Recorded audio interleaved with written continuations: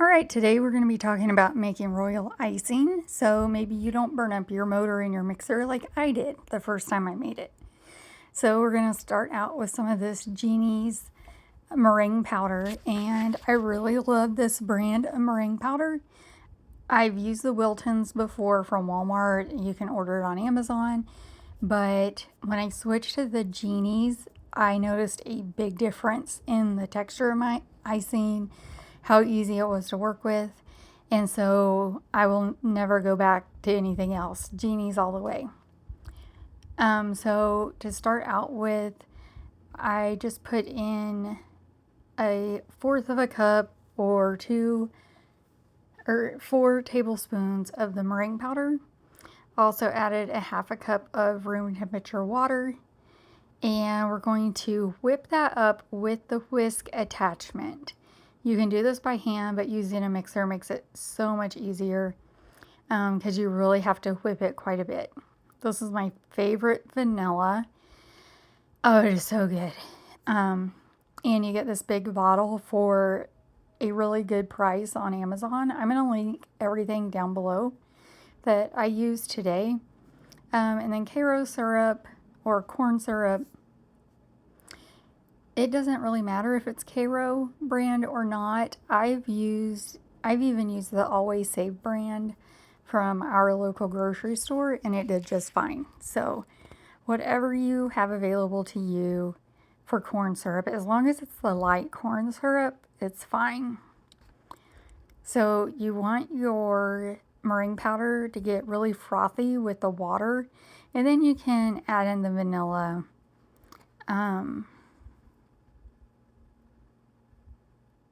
And kind of whip it up some more. Now this video is sped up 2 times the speed, so it kind of gives you an idea of how long we are whipping this. I didn't realize the bag was upside down, but that's powdered sugar.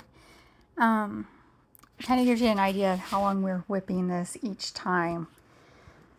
So I like to give it a really good whip on high speed for several minutes, and then I check it, scrape down the sides because that meringue powder will sometimes stick to the sides. And I like using the rounded spatula at the end because it's really easy to scrape down the side of your bowl with it. You can just scrape straight down. So you can see it's really frothy in there. When I pull up on it, it is thick, you can tell, but it's definitely does not have stiff peaks yet.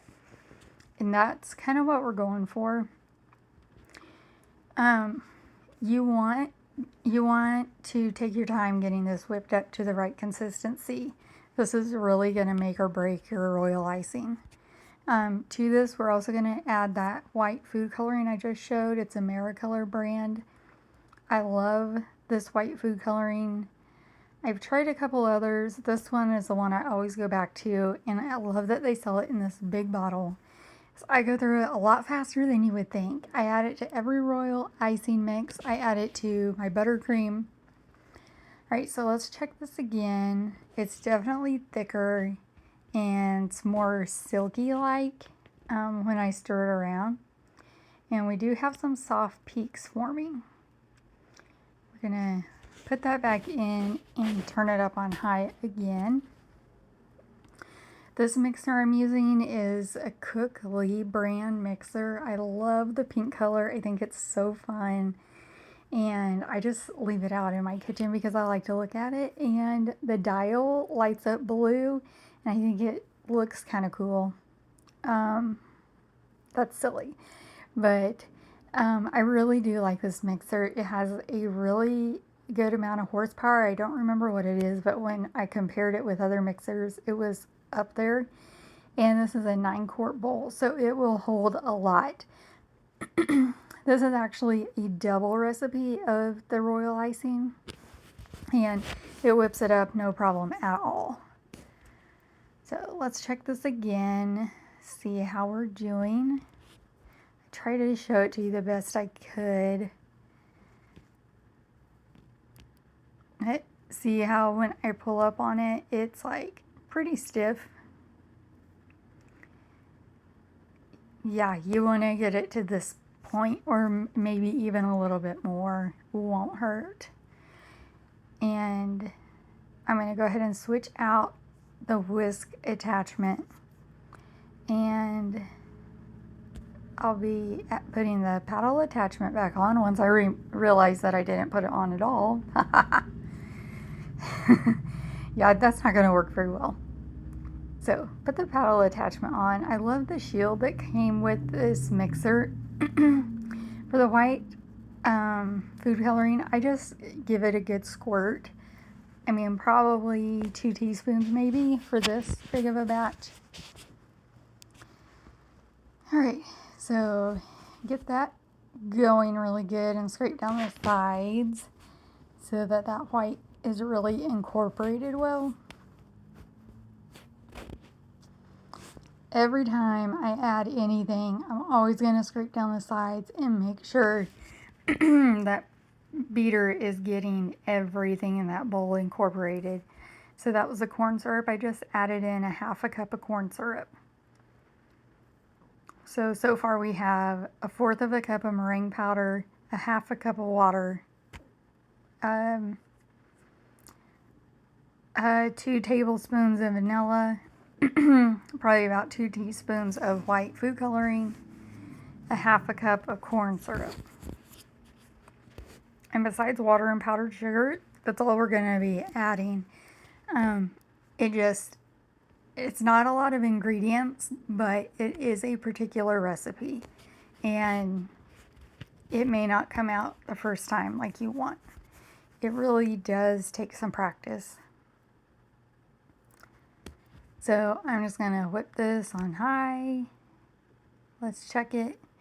And here you'll see, like, it is thick, but it definitely is soupy from that corn syrup and water.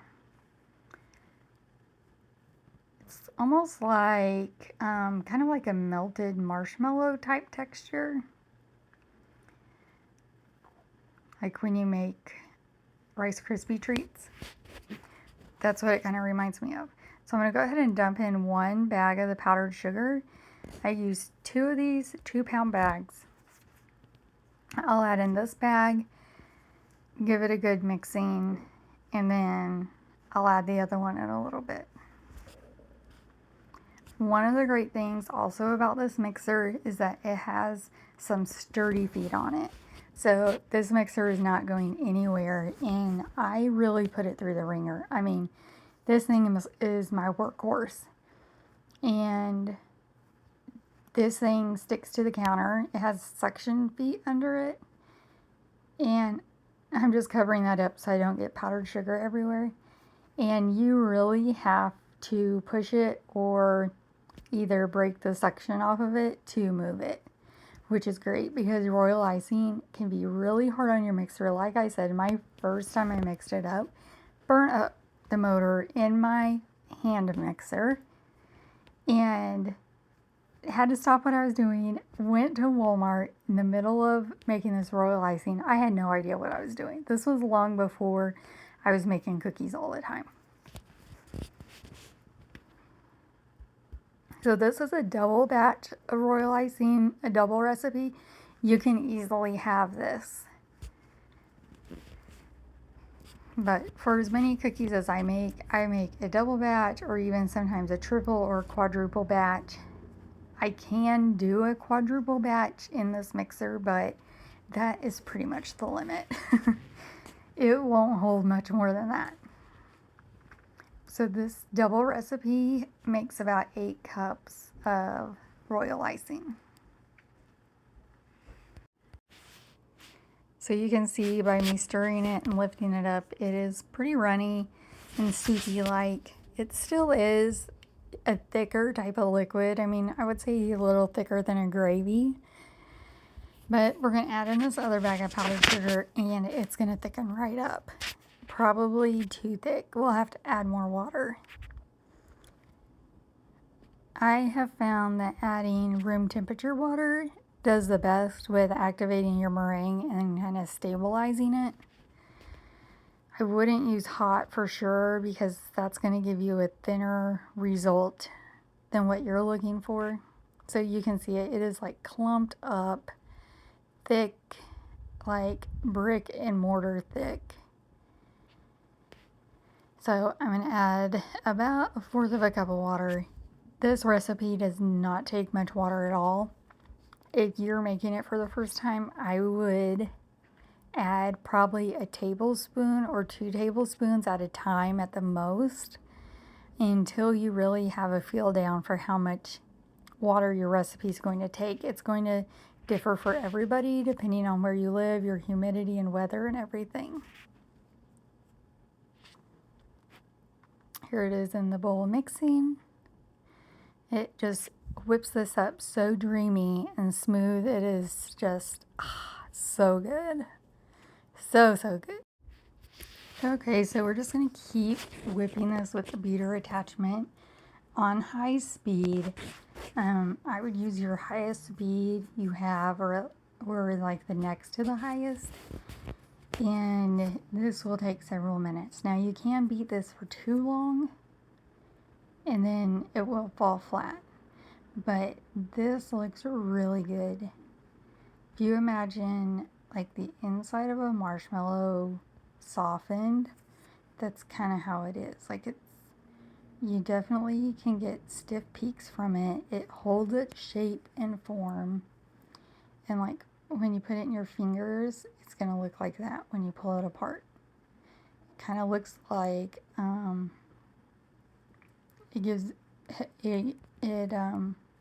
gives you a peak when you pull it apart like that. So let's get all of this icing off of there. And I really knock it off of there and scrape it off there really good because, you know, product is money. No, but honestly, making royal icing, I love working with it, but making it is one of my least favorite things to do. I want to do the fun part and do the decorating. So, like I said, I think I said this recipe makes about 8 cups of royal icing. I'm going to take this tub here and I'll put my royal icing in it. Now, you saw I just moved that mixer and I had to like knock it around to move it. This is thick royal icing. This is not the consistency you're going to want to flood your cookies in. You will have to add more water to it. And I will kind of show mixing that in a little bit. This is a very stiff consistency. This is not stiff enough to do like royal icing flowers, like floral work or using like a piping tip. I would add more powdered sugar to this, but I don't do that type of work. So this is as thick as what I need it. And I don't like my mixer to have to work too hard to mix it up, so I don't mix it up any thicker than this. I get every last bit of that out of there, and you can see it fills up this 8-cup container to the brim. And then with this, I just dip out what I need into bowls and mix up the consistency I need. And then the rest of this big tub will go into the freezer. And it is good in the freezer for 3 months. In the fridge, I don't like it to be in there for any longer than like 5 to 7 days, a week tops. But even at a week, I would be kind of about it, just because I think a week is a long time for it to be in the fridge. You definitely don't want to just leave it out on your counter. Out on the counter, it's okay as long if it's still in the tub and not hardened over or anything like on a cookie. It can be in this tub on the counter for 3 days. It does have to be covered, or else it will harden over and crust over, and then it will be crunchy and you won't ever get all the crunch out of it. So I'm going to use this big ice cream scoop. And I kind of second guessed myself how much icing I was going to put in. But roughly I do about 1 teaspoon of water to one of these scoops of royal icing to start out with. And that usually gives me a pretty good consistency. You could back off on the water a little bit if you want a thicker icing to do piping, lettering, outlining, that kind of thing. But basically, I like it when it looks like the top of a Dairy Queen ice cream cone. That's the consistency I want. I don't count the seconds of icing. If I had to guess, I would say this is probably 12 to 15 second icing maybe. And you can see how thick it is in the bowl there. Like it's nearly a stiff peak.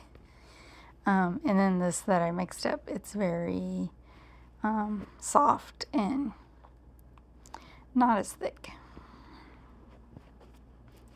So I'm just gonna go ahead and bag this in a large piping bag.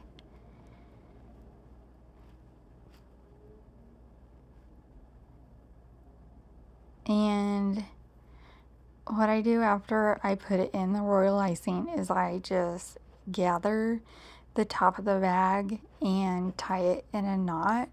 I don't use the twisty ties or clips, bag clips or whatever. And then to get all of the air out of that icing, because you just mixed it up, so there's going to be a lot of air incorporated, and to eliminate air bubbles, that's what I do. I helicopter my icing, and you can see how it made the icing all go to the bottom, and it makes the air rise to the top. So I'll just do this for a while after I bag it and tie it. And then another thing I do is if I make it thick consistency of a color and then I have a thick and a thin, on the thick bag, I will cut the bag straight across the top a little bit above the knot. So that way I know when I look at the bag of icing if it's a thick consistency or not. So there I was just showing that